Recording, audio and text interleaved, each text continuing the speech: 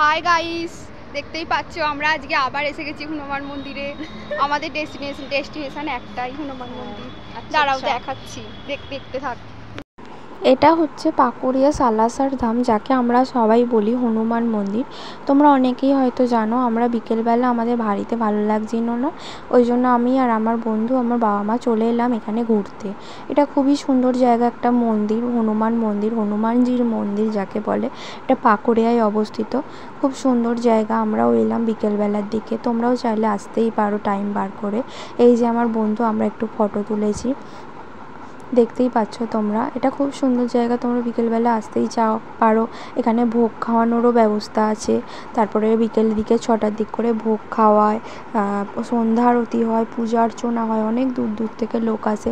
তোমরা চাইলে আসতেই পারো। আমি লাস্টে অনেকটা ভিড় থাকার কারণে ভোগ খাচ্ছিলাম, যখন অনেকটা গরম থাকার কারণে ভোগটা আমি আর ভিডিও নিতে পারিনি। আমার ভিডিও যদি ভালো লাগে অবশ্যই লাইক, কমেন্ট, সাবস্ক্রাইব করে দেবেন। আর ধন্যবাদ সবাইকে, টাটা।